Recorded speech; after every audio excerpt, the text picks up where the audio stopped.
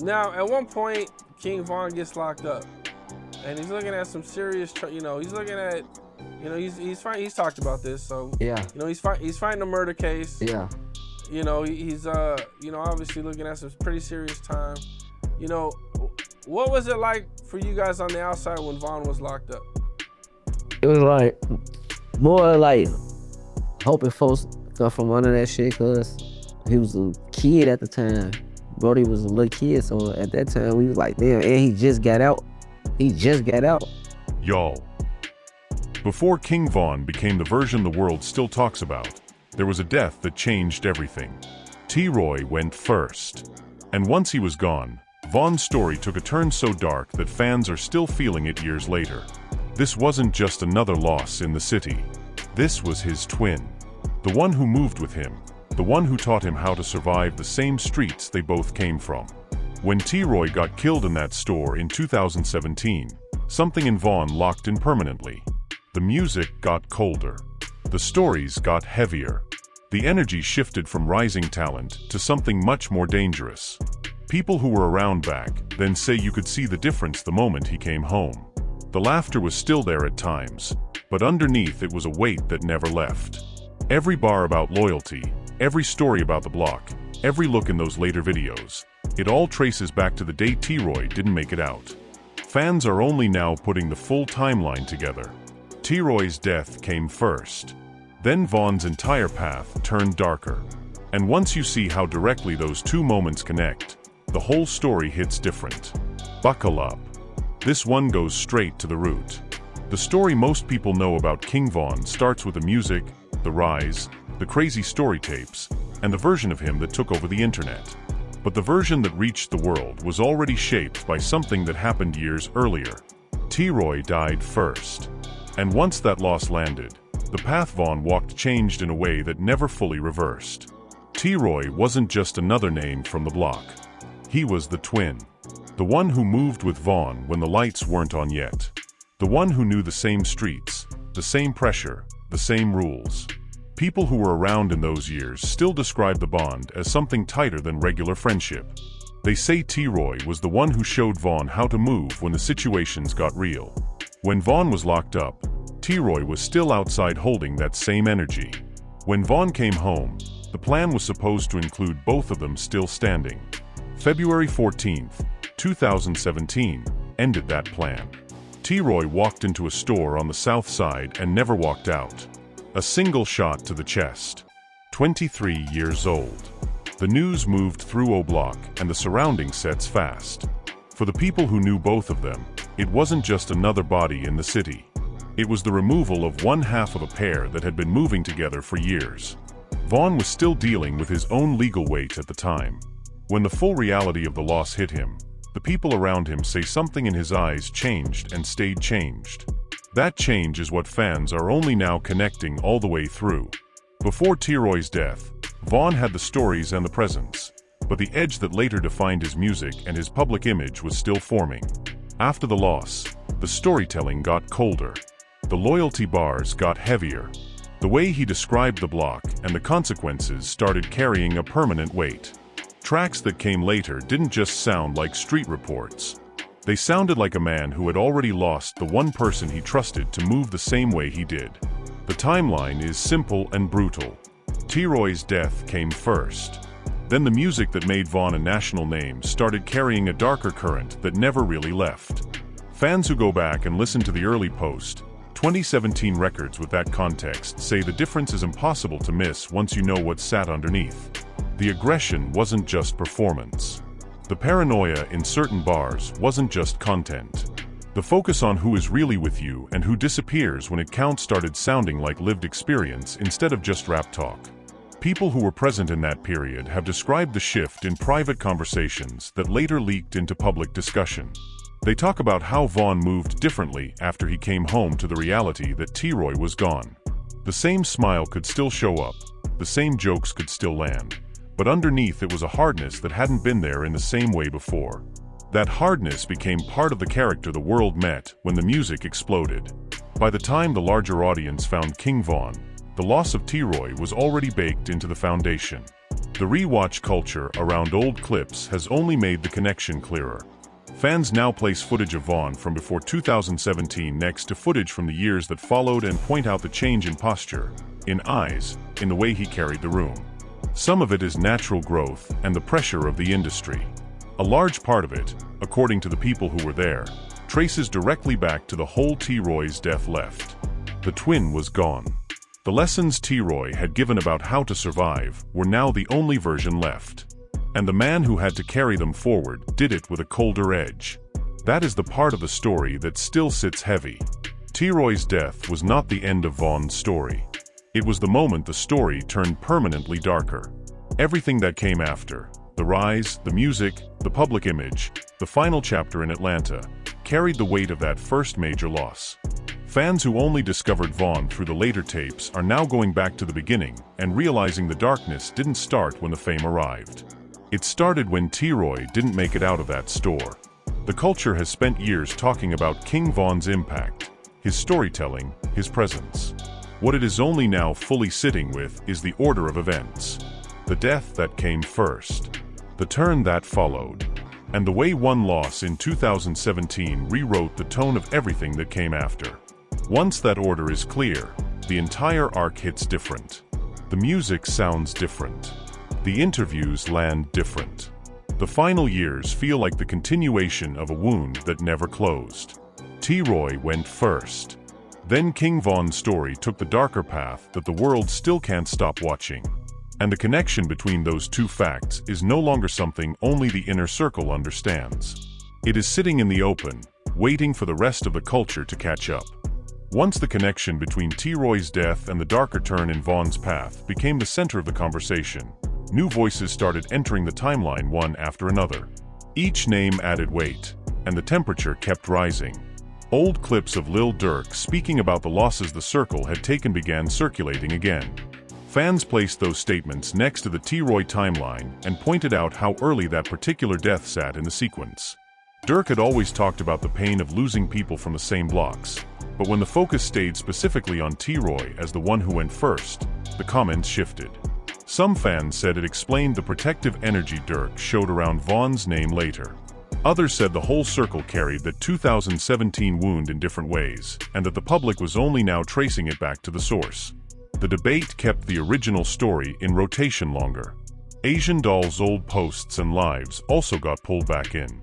She had spoken before about the version of Vaughn she knew and about how certain losses changed the people around her.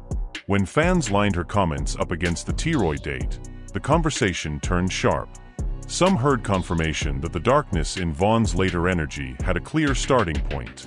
Others warned against letting every past statement get rewritten to fit a new narrative. The arguments under those clips became their own battlefield. Every reply pushed more people to go back and look at the 2017 timeline themselves. Kayla B's presence followed in the same wave. Posts she made over the years about her brother's pain and about the people he carried with him were screenshotted and dropped into the threads. Fans treated her words like a quiet confirmation that the loss of T-Roy had sat heavy inside the family. Some comments claimed the public was finally understanding something the family had lived with for years. Others felt the constant digging only reopened things that should be left alone.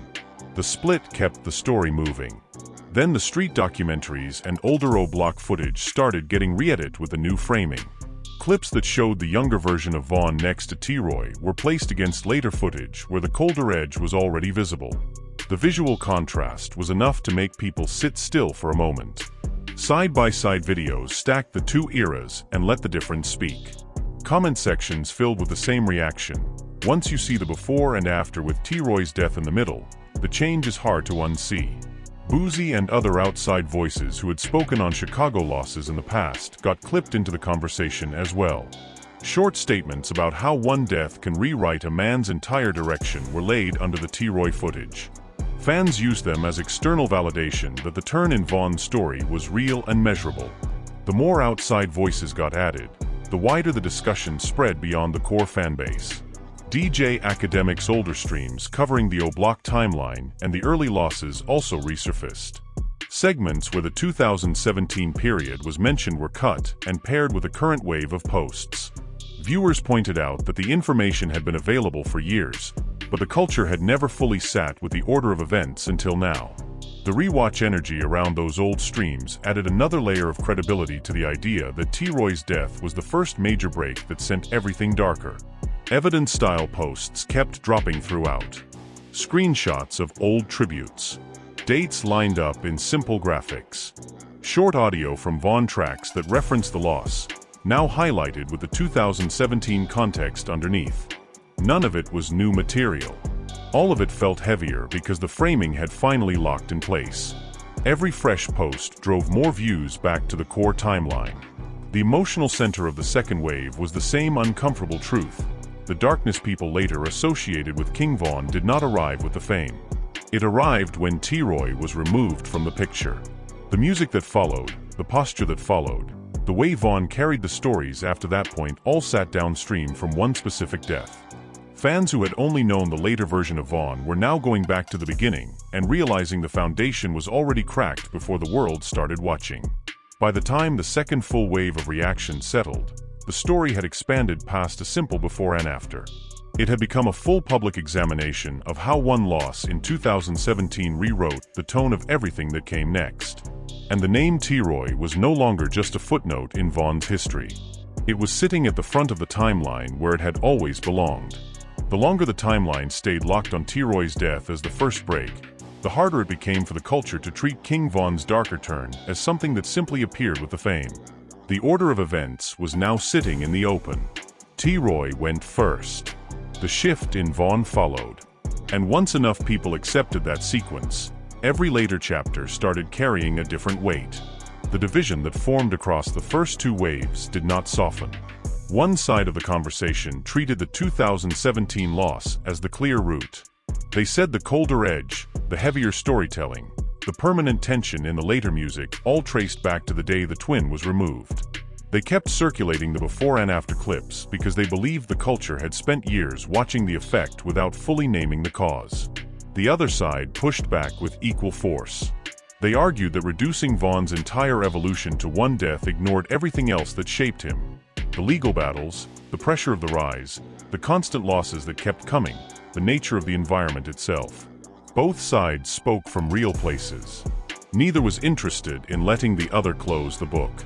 What kept the pressure high was the absence of an easy resolution.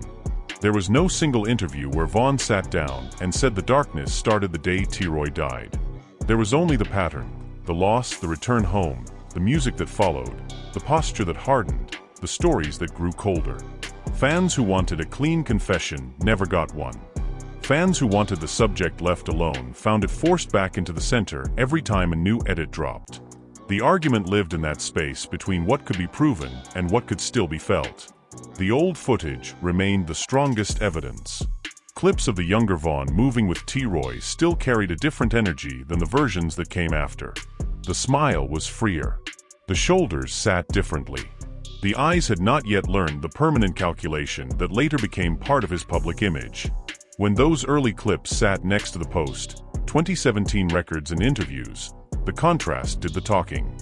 No dramatic narration was required. The timeline itself was enough. The philosophical weight of the moment settled in slowly. At its center was a question the culture keeps returning to with every major name lost too early. How much of the man the world eventually met was already written by the deaths that came before the fame? In Vaughn's case, the answer, for a large part of the audience, now pointed at T-Roy, the twin who taught him how to move. The one who was supposed to still be standing when the music took off. The absence that turned the stories darker and the loyalty bars heavier. Some fans called that reading necessary and overdue. Others called it an oversimplification of a life that had many turning points. The gap between those two readings is where the conversation still sits. In the end, the story does not deliver a neat lesson. It delivers a sequence. T-Roy's death came first. King Von's path turned darker afterward. The music that reached the world carried the mark of that order, whether the larger audience knew it at the time or not. Years later, the culture is only now sitting with the full weight of that sequence. The clips keep circulating. The arguments keep running. The name that used to sit in the background of Vaughn's history has moved to the front of the timeline. King Von's story was always going to be heavy. The fact that the heaviest turn began with the loss of the one person he moved with as a twin only makes the entire arc harder to look away from. The darkness did not arrive when the streams started. It arrived when T-Roy did not make it out of that store. And once that order is clear, nothing that followed lands the same way again. Do you believe T-Roy's death was the real starting point of the darker version of King Von the world later met? Or was that darkness already coming regardless? And when you place the 2017 loss next to the music and energy that followed, does the connection feel undeniable, or is the culture reading too much into one moment? Drop your honest take below. No filter. Like the video, subscribe, and turn on the post notifications. If more of the early timeline surfaces or the conversation around T-Roy grows again, we will be right here covering it. This story is far from over.